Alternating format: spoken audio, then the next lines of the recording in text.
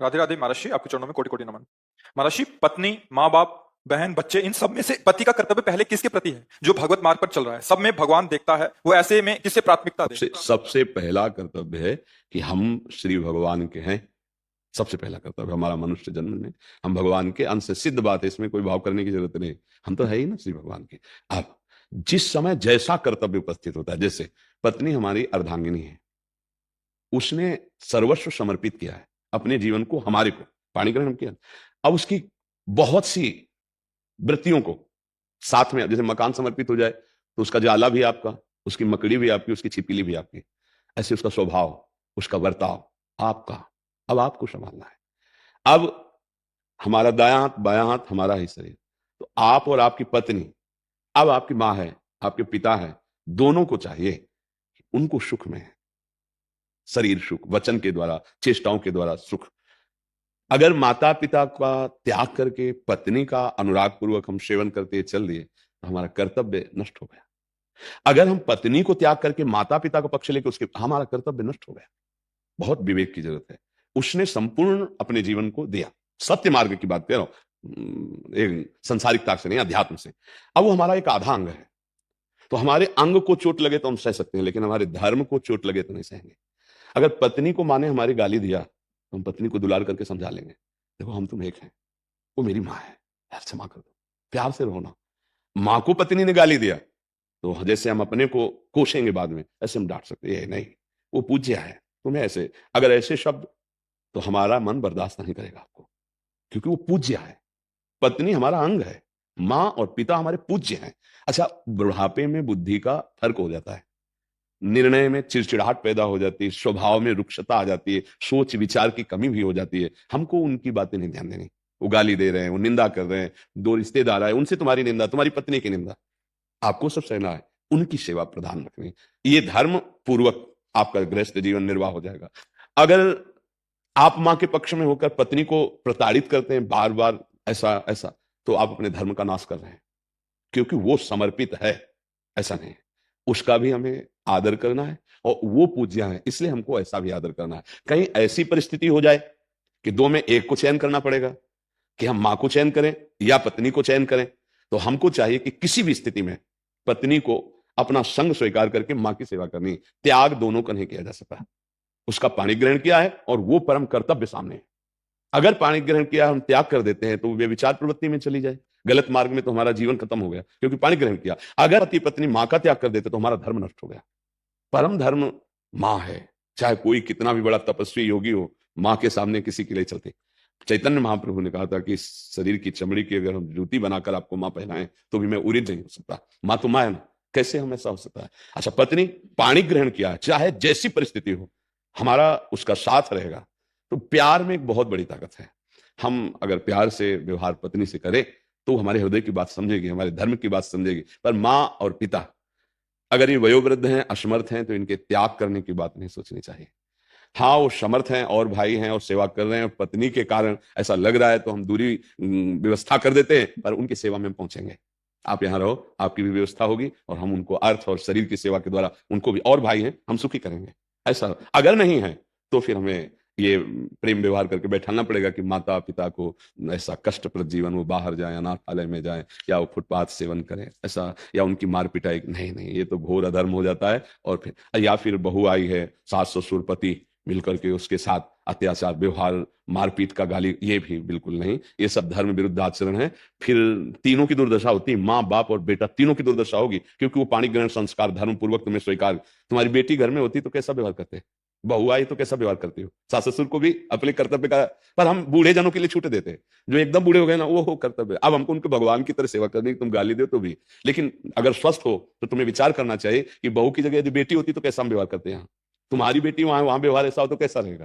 तो अगर हम विवेक पूर्वक विचार पूर्वक देखें तो गृहस्थी बड़ी सुखपूर्वक संसार से तरने का उपाय है। सुखपूर्वक आप एक घर में सदगृहस्थ की भांति व्यवहार करते हुए नाम जप कर रहे हैं, अतिथि सेवा, संत सेवा, तो आप भगवत प्राप्त महापुरुष हो जाएंगे गृहस्थी में रहते हुए। पर बड़ा कठिन है गृहस्थ धर्म में, क्योंकि विपरीत भावनाएं जब जुड़ जाती हैं परिवार में, तब उनको संभालना बड़ा कठिन हो जाता है। और राजी ही नहीं है सास ससुर के साथ रहना, सास ससुर राजी ही नहीं है, ऐसी बहुत बड़ा मतलब बड़ी समस्याएं आ जाती है। उस समय भगवान का सहारा लेकर बहुत धैर्य पूर्वक चलना चाहिए।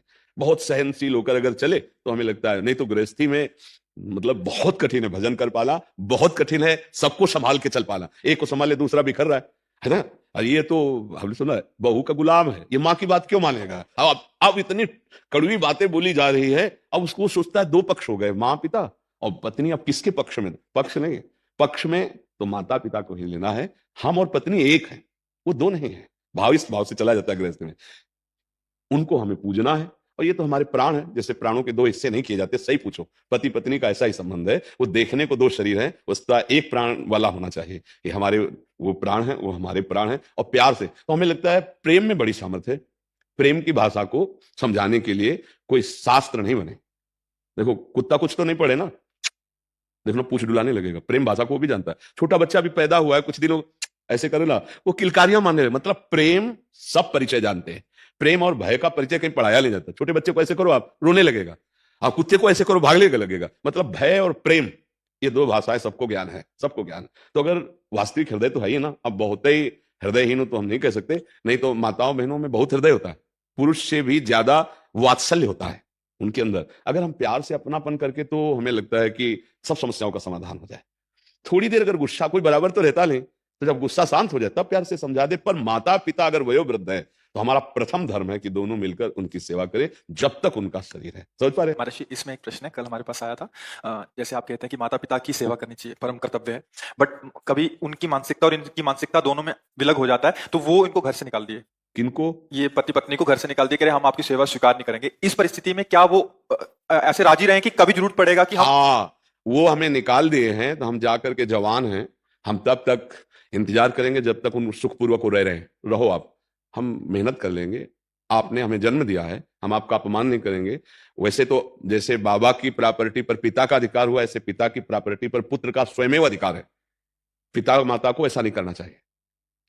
तुम अपनी कमाई से रोक सकते हो, लेकिन तुम अपने बाबा की कमाई से नहीं रोक सकते हो। जो प्रॉपर्टी वो कुल परंपरागत संतान को ही प्राप्त होती है। अब वो कहां जाए अपनी बहू को लेकर के, अगर नौकरी करे जाकर के किसी भी तरह, तो तुरंत थोड़ी हर व्यवस्था हो जाती है। उसके लिए भी कुछ अर्थव्यवस्था चाहिए। तुम निकाल दिए तुम्हारा बेटा, तो भारी मूर्खता है, ऐसा नहीं करना चाहिए। पर अगर ऐसा करते हैं तो उनकी पहले मूर्खता है, हमें मूर्ख नहीं होना। हमें जाकर के कोई ना कोई उद्योग करना चाहिए, क्योंकि हाथ पैर हैं, उनका विरोध नहीं करेंगे। जैसे ऐसी स्थितियों में फिर पुत्र कहते हैं तुम्हें देख लेंगे, किसी विधान से माता पिता अहित करना चाहते हैं, ये धर्म नहीं कहता। ठीक है, आपने हमें निकाल दिया है तो हम उस कष्ट को सहते हुए, लेकिन अगर हमें कान में कभी सुनने को मिला कि आप सैया पर पड़े तड़प रहे हैं, तो हम वो सब भूलकर फिर पुनः आपकी सेवा में आ जाएंगे, पुनः आपकी सेवा में आ जाएंगे। अच्छा, इतनी मूर्खता कभी किसी पिता माता को नहीं करनी चाहिए कि अपनी प्रॉपर्टी बेच दे, पुत्र का अधिकार खत्म कर दे। ऐसा कभी नहीं करना चाहिए, नहीं उसे नरक की प्राप्ति होगी। क्योंकि संतान के प्रति भी कर्तव्य है, उसको आपने पढ़ाया लिखाया, तो जो प्रॉपर्टी आपके पिता की है, आपके पिता ने जैसे आपको प्रॉपर्टी दी थी, ऐसे अपनी प्रॉपर्टी, अपने पिता की प्रॉपर्टी नष्ट करने का अधिकार नहीं पुत्र को दीजिए। ये कुल परंपरागत धर्म चला रहा है ऐसा। अगर वो निकाल देते हैं तो फिर इस कोटि का दोष होना चाहिए। हाँ, आपने ऐसा ऐसा ऐसा ऐसा शास्त्रीय दोष होना चाहिए। अगर आप ऐसे निकाल देते कि मेरी प्रॉपर्टी है, तो फिर आपको दुख भोगना पड़ेगा। अगर ऐसा उसने कोई गलत कार्य कर दिया है, फिर सिद्ध हाँ, हो रहा इस है तो कोटि का अपराध साबित हो गया है कि आप हमारे घर में नहीं रह सकते। मान लो आप भाई होकर के बहन के साथ ऐसा व्यवहार कर नहीं रखेंगे, बाहर निकलो। वो बात अलग है कि कोई भारी महत अपराध कर दिया लड़के ने या ऐसा, तो बात अलग नहीं। ऐसे ऐसे धर्म नहीं कहता कि आप बहू और बेटे को निकाल दो, इतना ऐसा नहीं, दुर्व्यवहार हो जाएगा। पर हम फिर प्रार्थना करेंगे कि अगर ऐसे भी माता पिता कर दिए हो तो नौकरी पेशा आदि कुछ उद्योग करके अपना जीवन यापन करे, उनको दंड न दे, उनसे वैर विरोध न करे। और कालांतर में कभी ऐसी परिस्थिति में हो कि उनकी कोई सेवा ना करने वाला हो, तो जाना चाहिए और प्रणाम करके पुनः सेवा करना चाहिए। इससे भगवान की कृपा प्राप्त। अगर भगवान प्रसन्न हो गए हमारे धर्माचरण से, तो हमारा सब मंगल हो जाएगा। पर है बहुत कठिन, बहुत कठिन, क्योंकि प्रवचन कर लेना अलग बात है, उसको जब अपने जीवन में उतारे तो बहुत कठिन पड़ता है। सामने से निकाल दिया और वो किस तरह से अपने जीवन को संभालेगा, कष्ट सह रहा, वो लौटकर क्यों सेवा में जाएगा? उसको जब ध्यान आएगा तो आग लगेगी, नहीं लगेगी। हमारे उस समय तुमने सब, ऐसा कई उदाहरण भी आते कई। इस पक्ष वाले कह रहे थे कि जो वो कह रहे थे कि हमारा बहुत भावना है, क्योंकि आपने इतनी भावना भर दी कि माता पिता की सेवा करनी चाहिए, बट वो एक्सेप्ट ही नहीं कर रहे, वो ऊपर से गाली दे रहे हैं कि चलो यहाँ से। हाँ, उस दिन का इंतजार करें जब वो किसी काम लायक ले जाएंगे और हमारी सेवा की जरूरत होगी, तब कर ले, तब कर ले। अभी देखता रहे कि अपनी तरफ से चूक नहीं। हाँ, अपनी तरफ से तो हम यही कहेंगे कि चूक नहीं होनी चाहिए। उनके व्यवहार का वो जाने। हमारा कर्तव्य हमको परम हित प्रदान करेगा, परम लाभ प्रदान करेगा।